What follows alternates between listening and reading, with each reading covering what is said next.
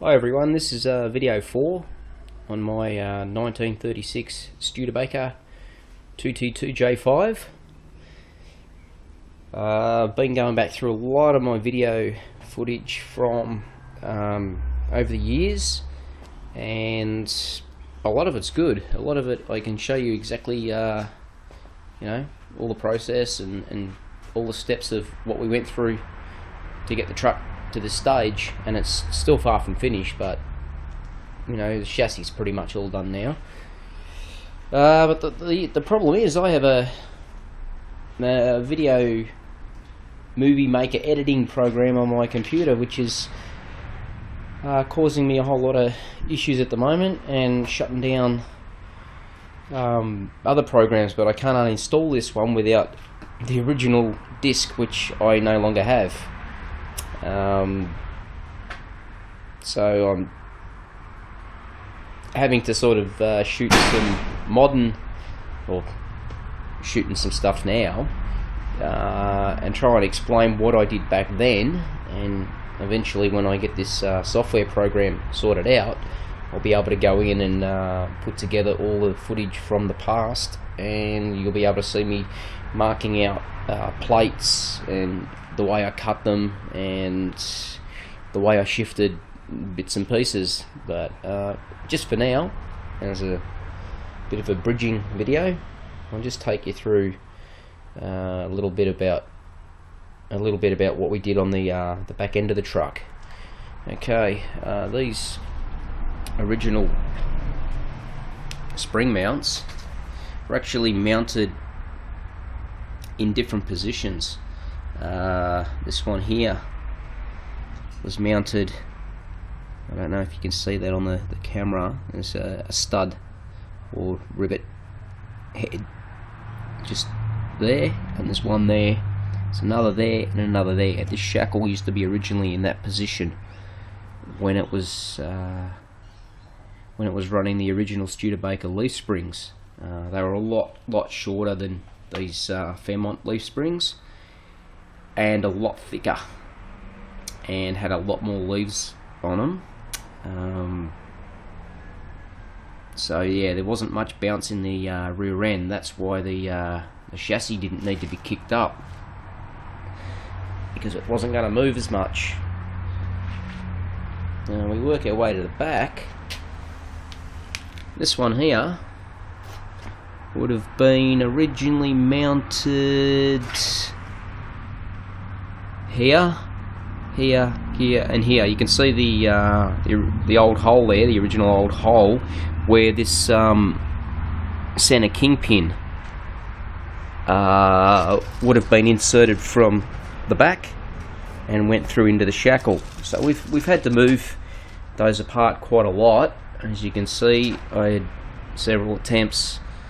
Not always holes are drilled, but there was several attempts here, and there's probably another couple of holes under this spring mount now. But I just had to play with the position of the leaf spring, and it was all going to come down to whether or not I could bolt up the drive shaft or not. And I hadn't yet got the engine in, so I didn't know it. I had a rough idea where the engine was going to sit, but until we actually had those mounts welded onto the chassis rail, and that transmission mount built, and had all the engine and tranny in, and then to have the tail shaft yoke slid inside the extension housing on the transmission, we weren't really going to know where we needed the rear axle or diff to sit. And originally what I'd done is I'd actually marked out everything on the concrete. Basically took some lengths of when everything was in the Fairmont wagon, and marked it all out on the concrete, thinking that it would be right, and just plumbed up from there. And yeah, I was out a little bit. Not a great deal, As you can see, I had to move it from that bolt hole there to that bolt hole there. So for a bit of a guess, I wasn't that far off.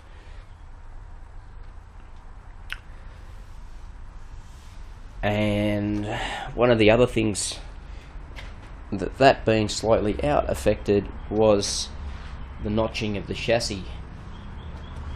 Originally, I notched it from where it is here at the back to about here, and then when everything got moved forward, we had to take a bit more out of the chassis and make it longer. That's not a drama, because when these leaf springs bounce, they swing off the back shackle, so the differential moves back. It doesn't move forward. It can't, because the front mount's actually fixed. So to have that little bit of extra behind the axle housing is not a problem. All these plates were all cut out, I wouldn't say by hand, but they were cut out with a 115mm angle grinder. As you can see there, because we had to change the length of the opening there, the width of the opening, we had to put another plate in. But that's all been welded up really good. So, you know, rather than wasting all this steel, we just added to it.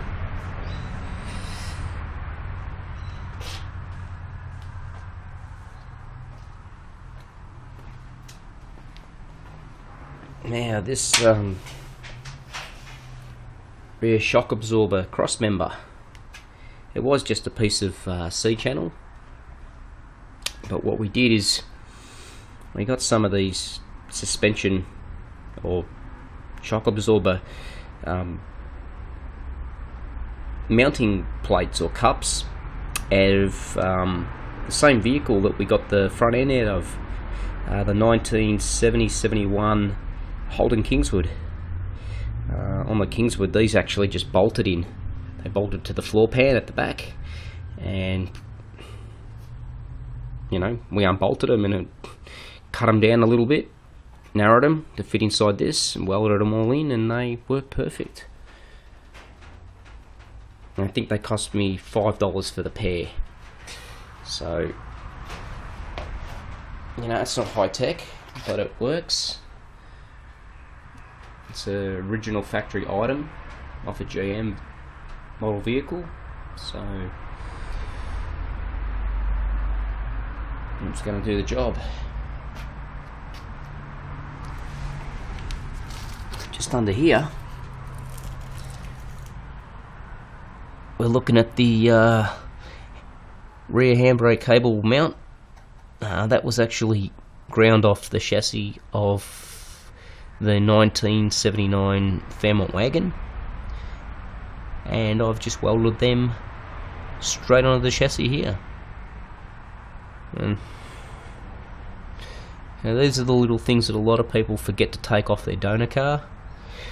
When you dismantle something, you've got to dismantle the whole lot. You're better to take too much than not enough. There's always that thing you don't take off that you'll be searching for down the track. Once everything's finished, whatever you've got left over that you don't want, then you'll throw it out. But yeah, they worked well on there. One of the other things we had to do was I actually had to move these rubber sleeves that go over the handbrake cable, because originally this end was back here. So I just got the heat gun and heated it up and just slid it along.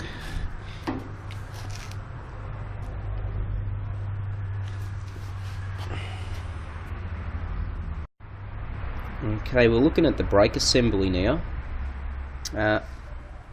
Oh, I'm just choking on the dust. I've just moved all these covers and stuff, and it's thick in here. This brake booster and brake master cylinder came out of the 79 Fairmont wagon, and what I did is I ended up making a mount for it out of 6mm plate, which bolts to the chassis. It's not welded to the chassis, so it can be removed. The brake pedal was out of the same vehicle, the 79 Fairmont wagon. The only thing that we had to do was we had to cut the actual foot pedal plate off and reverse it, because this would have originally hung down from underneath the dash. This is actually coming up through the floor, so we would have had these angles running that way, and it didn't look right. So we cut it off, spun it around, re-welded it, and that was all good. One thing I was able to retain on this was the original brake pedal mount from the Studebaker. We had a few little modifications we had to do to it. I had to actually sleeve the inside because the later model Fairmont pedal assembly, the shaft was a lot smaller than the original Studebaker one, so we had to put a sleeve in there to accommodate the Falcon shaft. We also had to add a little bit to the bottom there, you know, just so that we could get the pedal hooked up to the booster. But it all works fairly nice. Now I've got heaps of pedal travel there, so that's never going to be hitting the floor before I've put myself through the windscreen, because the brakes did work extremely well on that Fairmont wagon. What else can we look at down here? This is the transmission mount that we made. You know, everything's experimental. As you can see, we'd originally drilled some holes in here when the diff was further back mounted further back on the chassis, and because all the diff came forward, the transmission mount had to come forward too, so we just ended up welding an extra piece on here. We put some gussets in from underneath and re-drilled the holes. It's not a pretty looking transmission mount, but you know, when we're all dead and buried, this thing will still be kicking. It's not going anywhere. I'd rather build it stronger and then build something pretty that's not going to take the you know, the punishment that it might get. So we've used the same type of C channel that was used for the rear shock cross member. I was lucky enough to score 2 pieces of that off a friend of mine, so that's come in really handy.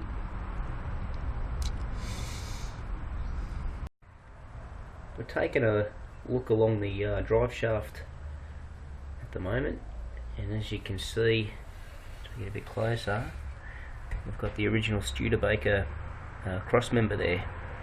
It doesn't look like there's a whole lot of room there, but as that sits with the air shocks down, we've got 50mm of clearance.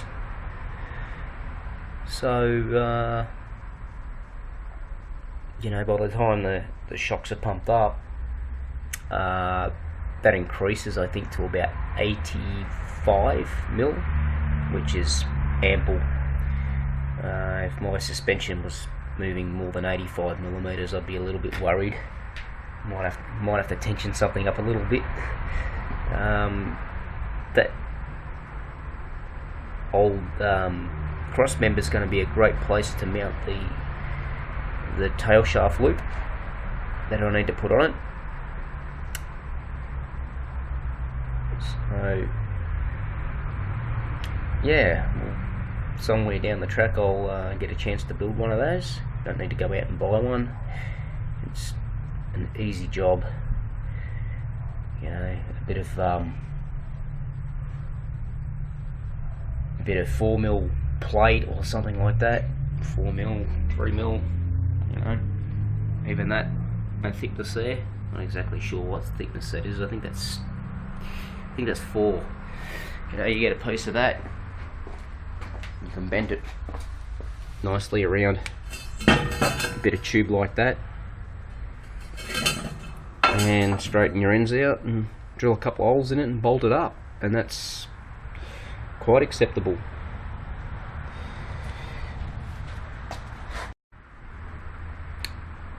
We're looking at the outlets from the mufflers. These bits of pipe were actually the pieces that came off the exhaust manifold end. The flanges would have been on one of the ends, I'm not sure which end, but all I did was ended up lopping the flange off, and use the front part of the exhaust as the rear part of the exhaust. It's a way to save money. So by the time I put the block huggers on, all I need to do is just run 2 pieces from the mufflers to the block huggers, and just put a 90-degree bend in it. These mufflers have actually got to be dropped a little bit. They're not hanging on any rubber mounts at the moment. They're bolted up hard to the chassis, just for setup purposes, nothing else. I've got to get some hangers, so by the time I do drop those down a bit, they will clear this cross member here, and the pipes will run straight underneath that. You know, there's no reason to put a bend or anything in the pipe to get underneath it. It'll run straight underneath it. I've got a mount there for the battery.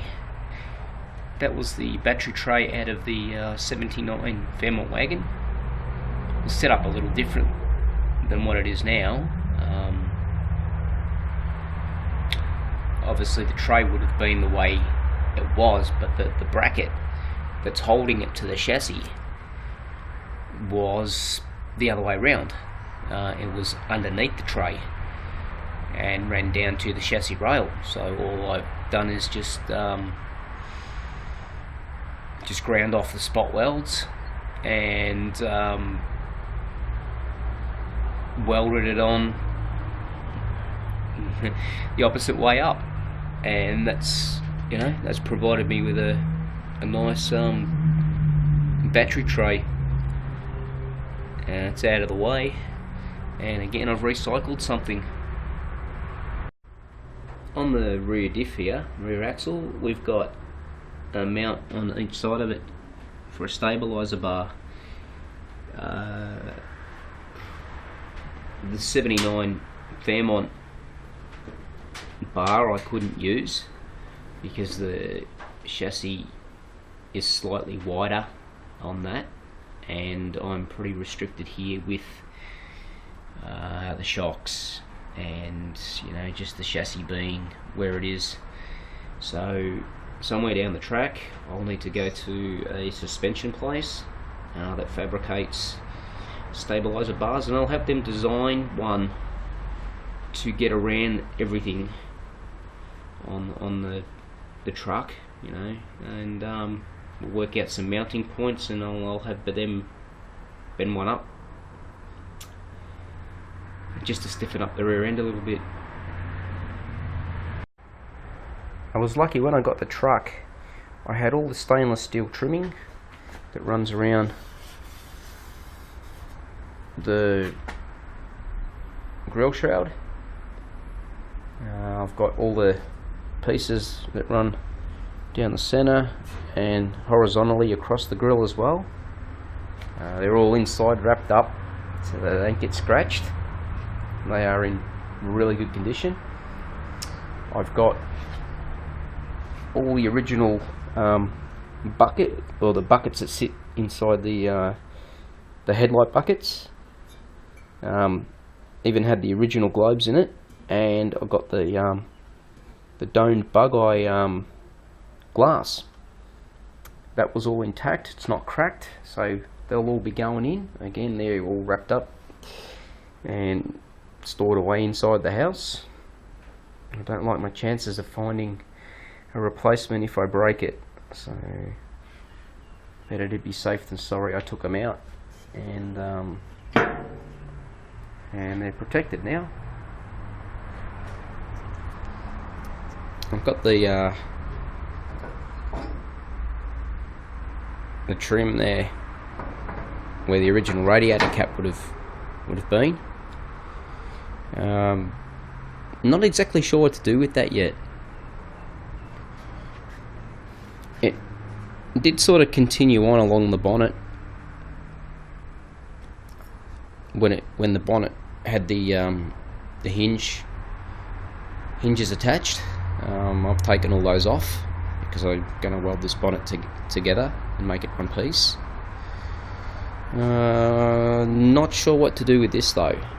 As I said, you know, I want to keep as much of the 36 originality as I can on the truck, but because there's going to be nothing running down the center of the bonnet now, this sort of looks like it goes nowhere. There is the center trim that comes down here, so that would look fine. But I don't know, from here onwards might look unfinished, but I'll wait and see.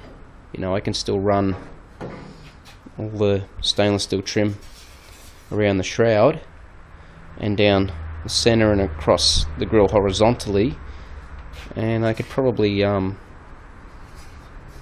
know, fill this in and have it smooth. But I'll wait and see.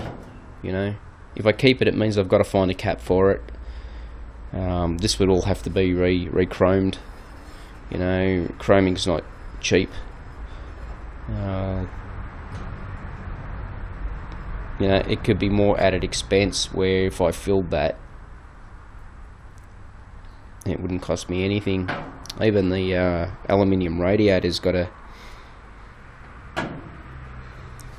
dud neck on it, you know, for a radiator cap, but that's not getting used either. So, you know, there's two things there that, you know,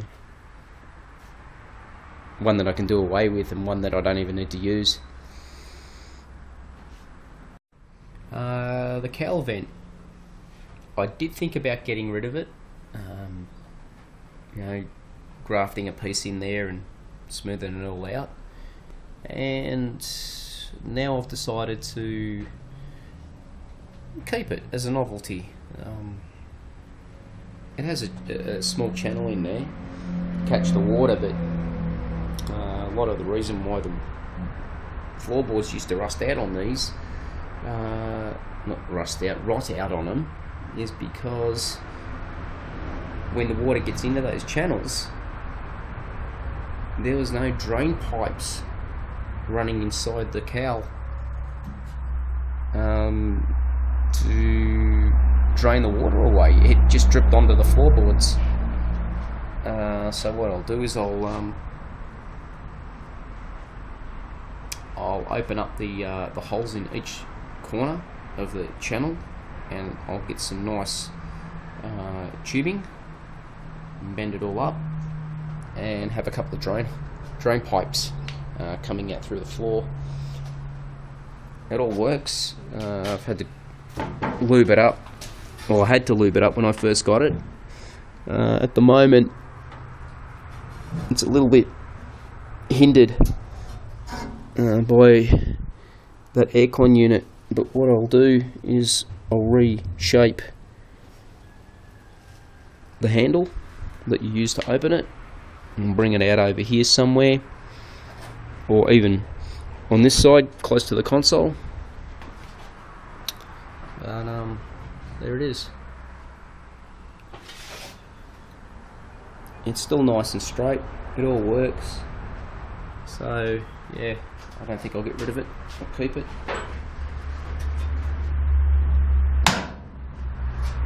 That'll only go to that position there because it's hitting on that bar. So yeah, reshaping it will fix all that. It'll make it close properly and it'll give me access to the handle.